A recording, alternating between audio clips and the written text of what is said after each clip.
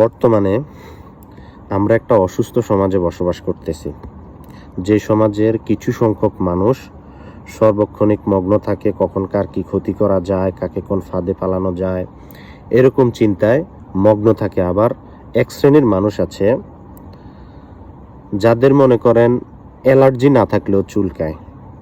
যেমন মনে করেন আমি একটা ভালো একটা অবস্থানে উঠছি, আগের থেকে একটু ভালো কিছু করতেছি, হ্যাঁ মানে আমার ভালোটা দেখেই কিন্তু তার চুলকায়, তার সহ্য হয় না। তো আমাদের সমাজে এখনো অহরহ এমন মানুষ দেখা যাচ্ছে। তো আসলে এগুলার অনেক কারণ আছে।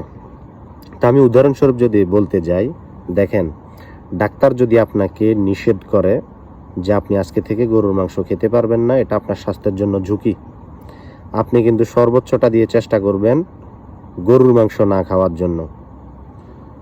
কারণ এতে করে আপনার অসুস্থতা বাড়তে পারে, আপনার মৃত্যুও হতে পারে, সে ভয় আপনি খাবেন না। অথচ আমার রব আল্লাহ তাআলা আপনার জন্য সুদ জিনিসটাকে হারাম করছেন।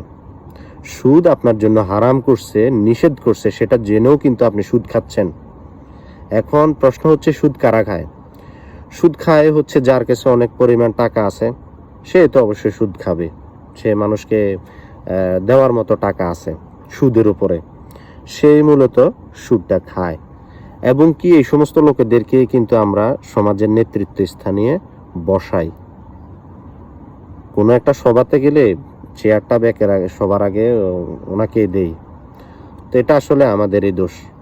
তো এই সমস্ত যারা সুদ খায় বা বিভিন্ন দরবার বাণিজ্য বলেন বা বিভিন্ন অপকর্মের সাথে জড়িত থাকে, তাদেরকে দিয়ে সমাজ পরিচালনা করলে সমাজটা সুস্থ হবে কিভাবে? এটা তো অসুস্থ থাকবে, এটা স্বাভাবিক বিষয়। এখন প্রশ্ন হলো, এটাকে কিভাবে সুস্থ করা যায়? অবশ্যই প্রত্যেকটা সমাজে, প্রত্যেকটা গ্রামেই এক দুজন অবশ্যই ভালো মানুষ আছে যারা মানবিক বা মানুষের জন্য ভালো চিন্তা করে বা হক হালালের কথা চিন্তা করে, এরকম মানুষ আছে। বাস্তবতায় কিন্তু বর্তমান সিচুয়েশনে এই সমস্ত লোকেরা এই সমস্ত সমাজের নেতৃত্ব স্থানীয় কিন্তু তারা আসতেই চায় না। তার কারণ হচ্ছে, ওই যে প্রথমে বললাম, কিছু মানুষ আছে কাকে কোন ফাঁদে পালানো যায়, কাকে কোন বিপদে ফালানো যায়। এই সমস্ত মানুষ যদি সমাজের নেতৃত্ব স্থানীয় আসে, তাহলে হয়তোবা তাকে কোনো বিপদে ফেলতে পারে বা তার ব্যাপারে একটা অপবাদ দিতে পারে, এরকম চিন্তা ভাবনা করে আসলে তারা আসতে চায় না। তো এটার কারণও কারণ আমরা তাদেরকে কদর করি না। আমরা তো কদর করি যার কাছে টাকা আছে অনেক, হ্যাঁ।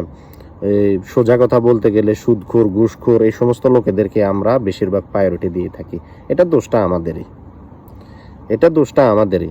এমন কোনো লোক বলতে পারবে না যে লোকগুলা সমাজের এই সমস্ত সুদখোর, ঘুষখোরদেরকে কি বলে সাপোর্ট করে আসছে, তারা কখনো তাদের কোনো বিপদে তাদেরকে ফ্রিতে কাজ করাইতে পারছে, এরকম লোক খুঁজে পাওয়া মুশকিল। যাই হোক, কথাটা অনেকেরই গায়ে লাগতে পারে, অবশ্যই এটা বাস্তব, এটাই সত্য। আর আমার কথায় ভুল হলে অবশ্যই ক্ষমা সুন্দর দৃষ্টিতে দেখবেন।